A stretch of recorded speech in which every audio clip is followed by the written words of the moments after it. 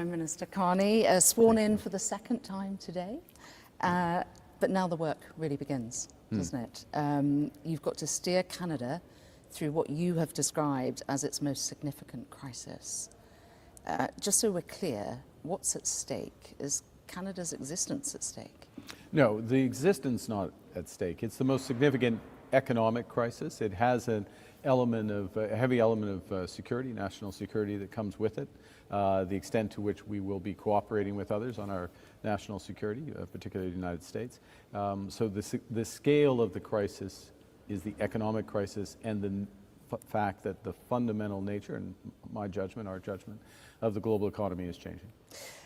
You said in one of your speeches, Donald Trump is trying to break us so that America can own us. I said that many times. You said it many times. Yes. You promised voters that you wouldn't meet President Trump until he respected Canada's sovereignty. Yep.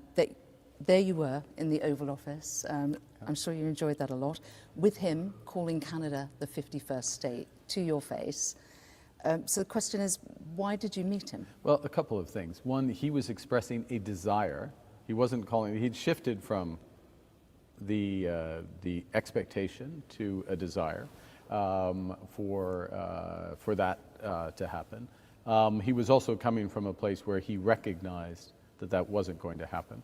I made it clear to him in that context. And the other aspect of it was that for a period of time, he wasn't providing the respect to this office, to my predecessor in this office, that it deserved. The President and I have had several conversations prior to that meeting. Yes. It was clear that we were going to restart the relationship, discussing as two sovereign nations, and that is what happened. So do you think that he ever intended to annex Canada?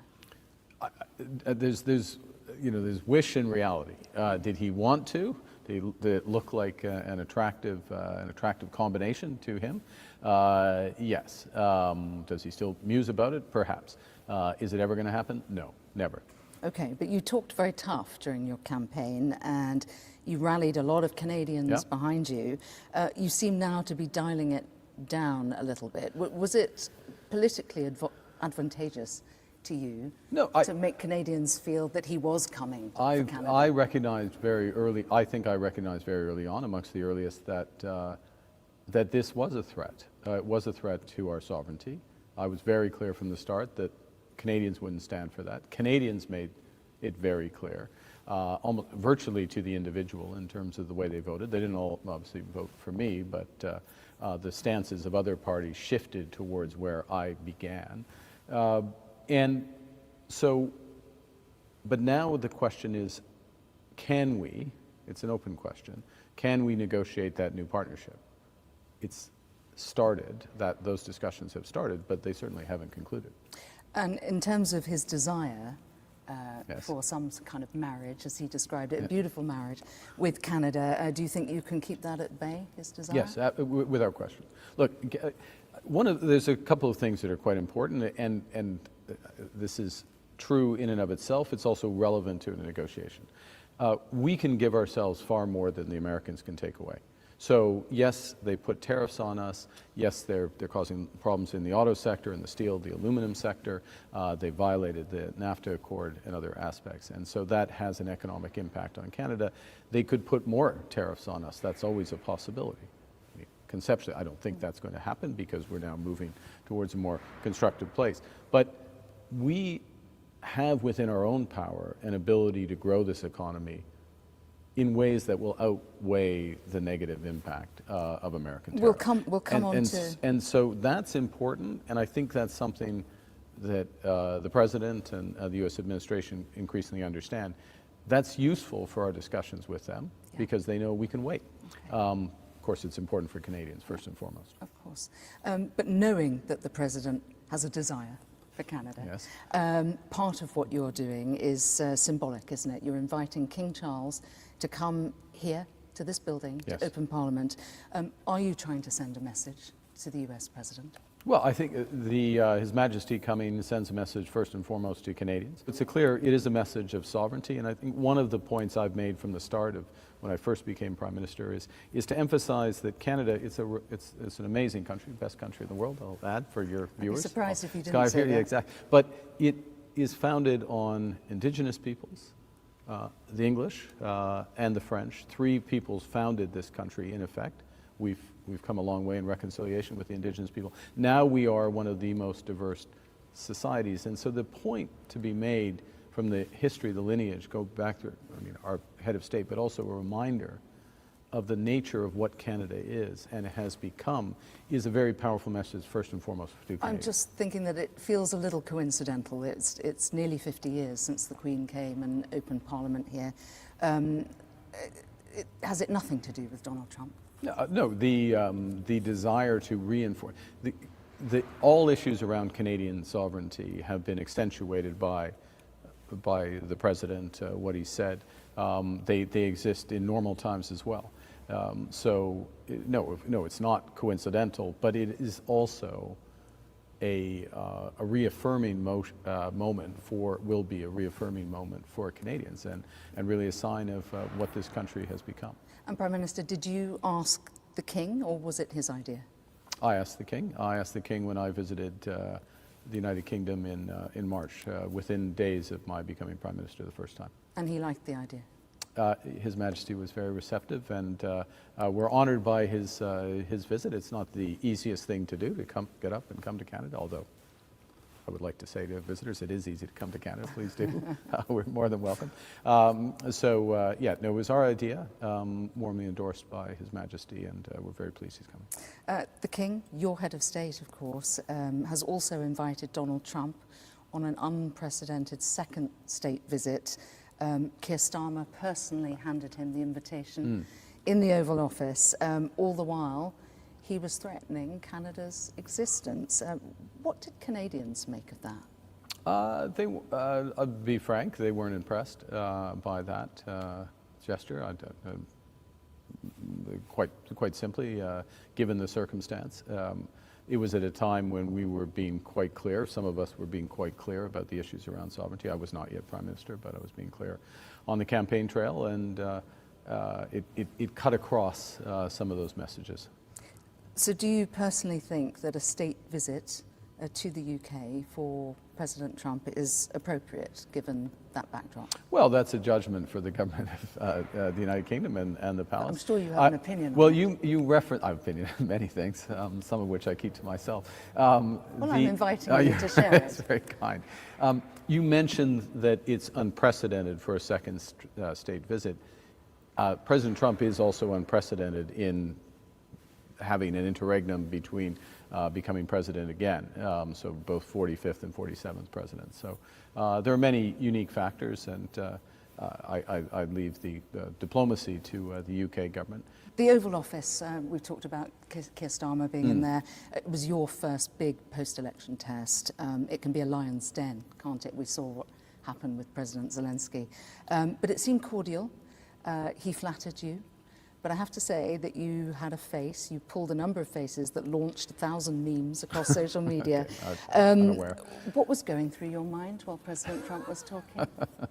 Well, the president was making a variety of very interesting points. Interesting? Yeah. What do you mean by Well, interesting? there are a variety of interesting points. I mean, he started off with respect to developments which were fast-breaking with the Houthis and a potential ceasefire there.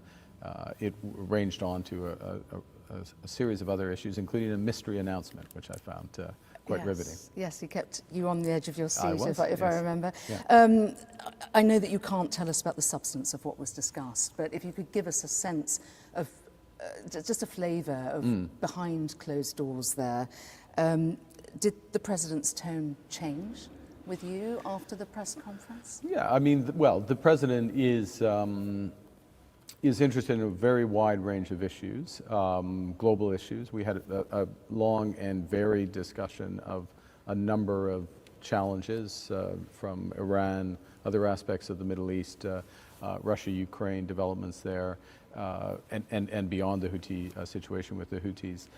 So discussions there. We talked about mutual issues around defense and security, talked about a number of economic issues. We talked about all the progress we are making in Canada to stop cross-border fentanyl, and where we could work together on guns and other aspects going across. So it sounds like you got straight onto it. There was no small talk? Well, no. The President is, as I say, has many interests, and the conversation will move around. He's fond of analogies, so he will often make analogies that go around. But Is he on top of the detail? I would say he's very on top of the essence of a wide range of issues. And that's important, but that's what you're looking for, is he puts his finger on what's most important. And I've observed this when I used to go to the G20, obviously not as a leader, but as, well, it doesn't matter. I used to go to the G20 as in my Bank of England role. And an ability to identify, the points of maximum leverage, both in a specific situation, but also in a geopolitical situation. Is that surprising? I was wondering if there's anything when you had that meeting that caught you off guard or surprised you about him. Well, I've observed some of this before. I think that what issues surprise? I think elements of the broader Middle East strategy were, sorry, I used the term earlier, but were interesting, and I think quite perceptive, quite effective. Yeah. I presume you can't tell us any more than that. I can't. No. Fair enough. No. Let's talk about the art of the deal, if we may. Keir Starmer befriended Donald Trump. We talked about his time in the Oval Office. He was the first to get an agreement over the line, the big announcement from President Trump. Now even China has some kind of partial deal. Why hasn't Canada got one yet? Well, by the standards of the Chinese deal, we have a deal. We've had one for a while. I view the Chinese deal as progress, but the Americans have already lowered tariffs on Canadian goods. They have a series of tariffs. We probably don't have time to go through, but quite a substantial lowering of tariffs on a number of goods. And they've also, uniquely, because we have USMCA, are allowing in a variety of goods now on a tariff-free basis. So that has happened already. So on the context of these broader, quote, deals, we're actually deals. You sound like you're. Well, they're but like the Chinese situation. Well, no, the Chinese situation is a 90-day pause. It was an 89-day pause now. So that's different than a trade deal, so that's the first point I'd make. So there has been some progress there, but the reality is that the meeting, which was only a week ago, that the President and I had, was the first time we really were sitting down and starting broader discussions. And recall as well that the UK is not, China is not, Europe is not, Canada is the largest client of the United States. We are their largest trading partner. Okay. So that is the big deal. That is the deal that will move things. Yes. And there are many factors that will influence it, and we've just started. But Starmer did get an agreement on steel, aluminium and cars. Wouldn't Canadian businesses in those sectors welcome that? Well, we don't want an agreement that allows us to ship 100,000 cars to the United States when we ship over 1.5 million cars to the United States. Okay. So we are in a different order of magnitude in terms of integration and scale of the relationship than the United Kingdom, with all due respect. It's a totally different world. Okay. The level of trade with the world's largest economy. We are the largest trading partner of the world's largest economy. So, Prime Minister, you're to host President Trump and other G7 leaders here in Canada. Last time the President was here in 2018, he stormed off, refusing to sign the agreement and accusing your predecessor of being dishonest and weak. Are you confident he's not going to do that again? Well, look, it's going to be a very important G7, given what's happening in the global economy, the early stages of these potential trade deals. Number one, what's happening in Ukraine and beyond. President Zelensky will be at the G7. I invited him. I think what's crucial, and if there's a lesson, if you will, from that G7, but just in general, is to be consistent. Say the same thing in private as you say in public. Say the same thing after the summit as you say during the summit. Okay, so who was not consistent last time? Well, I think the President perceived some inconsistencies. From? Well, I'm going to be consistent. I will be the same, and I think that's what's necessary in order to get agreements, and that's what he respects. The other unfairness that President Trump highlights is defence, and he has a point here, doesn't he? Because Canada's contribution to defence as a proportion of GDP has been pitifully low, if you don't mind me saying. You've been free-riding on the US for years. Well, there's a couple of things there. The first is that we have substantially increased our defence spending. We've more than doubled it over the course of the last several years. I have announced a series of major defense initiatives. There's more that's going to happen. And it is part of our discussions with not just the United States, but with the UK and with Europe, how we are going to increase our defense spending. Because in the end, I flip it around, is what's necessary to secure our borders, secure the Arctic, and of course to support our NATO partners. But getting to 2% by 2030, which I know is already an improvement on what it was, it feels too little too late given the state of the world, doesn't it? Well, it's a dynamic situation, let's put it that way. Okay, so we might expect that to change. Dynamic means change. Okay, and given how little Canada has paid in year after year, do you trust President Trump? I mean, he seemed pretty clear in the Oval Office. You know, we support them militarily and we're happy to do that. Do you expect that he would come to your aid militarily if needed? We have very integrated defense forces. NORAD, which is the defense force for the Arctic, for the ballistic missile defense and other things, is highly integrated. We've just announced a major investment, which is state-of-the-art, over-the-horizon radar in the north, for example. We're moving to 365-day presence, air, land, and sea in the north. We have confidence, full confidence in our defense relationship with the United States, as we do with all NATO partners. Okay, so you're confident that if you needed them, they would support you. As they are confident that we would support them if they need us. Okay, with your tiny military and a lot of broken equipment. It's not that tiny. Now, we're talking a lot about defence, of course, because the world's in a precarious place. And one of the things I want to talk to you about is a big hot spot, obviously the war in Ukraine. Where we are the largest per capita contributor to Ukraine. Okay. Yeah. And, but in terms of bringing about peace, President Trump has positioned himself as a key peace broker there between Putin and Zelensky. Do you trust that he's an honest broker in that regard, in representing the interests of Ukraine, Europe, and the West? I do. A straight answer, I do. Let me take an opportunity, though, to salute the work of Prime Minister Starmer and President Macron in forming this coalition of the willing, where Canada is one of few, I should say, Australia's there, New Zealand, non-European members of the coalition of the willing, in creating both a capacity support for Ukraine, creating a pathway to security guarantees, helping to tighten financial sanctions, and providing support for U.S. what have been bilateral or trilateral conversations around peace, coming back and forth, I know, with some volatility. But that is now, those are starting to converge as we sit here today, Thursday being an important day in Istanbul as a part of a process. And if you'll note, and I'm sure you have, the positions of Canada, the UK, all the coalition of the willing, Ukraine, and the United States are converging towards this unconditional 30-day ceasefire demand of Russia. So the President has been helpful, as, very importantly, has the Prime Minister, President of France, other members, including Canada, who I would remind is the largest per capita contributor to Ukraine. So momentum there from what you're saying. I know that you like to go from the personal to the general pretty quickly, but I'd like to talk to you a little bit about your values as a leader, if I may. You're new to politics, but you have been the ultimate insider. You've been called Davos man. You sort of represent the establishment, rules-based order. A lot of that is in retreat. It's mistrusted by people because they feel like it's failed them. Do you accept any of that? Well, there's a lot in that question. Has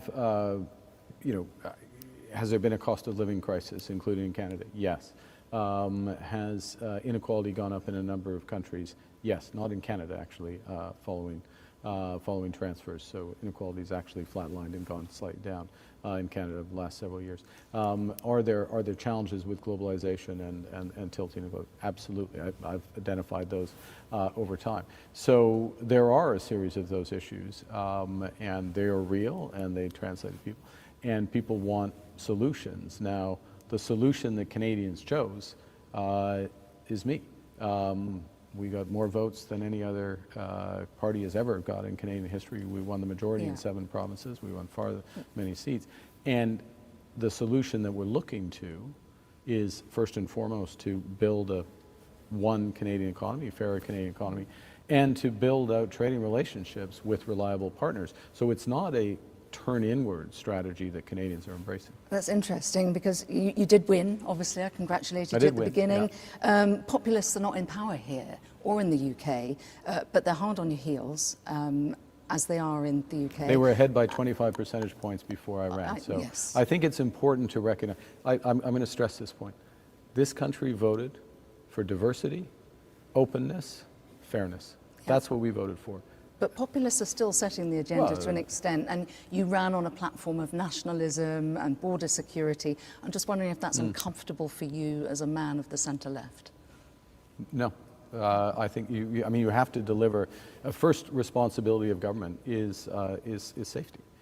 Safety and security, national security, border security, security in people's communities. And look, you can't redistribute what you don't have. You have to grow the economy. There does need to be more focus on growing the economy here. So I ran on that as well. But it's this was a vote, in my judgment. This was a confident country voting. It was voting to reaffirm values. America's a melting pot. We're a mosaic. Healthcare is a big business in the United States. In Canada, it is a right. It is a very different country, and people recognize those differences and voted for those differences. We talked about it earlier with respect to the King. We have 3 founding peoples, but we are a truly multicultural society. This is you look at the cabinet that we swore in today. It is a very different country than many countries, and so there's this affirmation of it. Now, I have a responsibility, and my government does, to deliver on the economic side, to deliver with the United States and those other factors, but in the context of, as I say, a confident Canada. My final question. You've written about the importance of humility in your book. Yes. You've mentioned it in many of your speeches, including your press conference this afternoon. What have you learned the hard way in your first couple of weeks as being Prime Minister? The hard way, I would say, I'm going to answer it more generally because I'm not sure I've learned something the hard way in the first couple of weeks. Because we have... I did say you like to go from the personal to the general. No, but I mean... I'm inviting you to just stay with the personal. What's been harder than you expected? It's keeping you modest. This question. Look, there will be lots of mistakes, and I think recognizing them. It was one of the things that people respect is when you recognize mistakes up front. Is there an example? I was Prime Minister for 9 days, and now I'm Prime Minister literally for not even 9 hours. I've just been reaffirmed. We've got the big things right thus far, but we've got a long way to go. And look, the thing that I take on humility is a couple of things. One is, and the experience of financial crisis, always plan for the worst. So with the United States, we do plan for having no deal. We do plan for trouble in the security relationship. We do plan for the global trading system not being reassembled. That's the way to express it. The second thing on humility is being very clear that you're not going to have all the answers, and so you have to have a true team. And so that cabinet, which you saw sworn in today, has to truly function as a cabinet. It has to be more than the sum of its parts. Okay. Prime Minister Carney, thank you very much for your time. Thank you, Sam.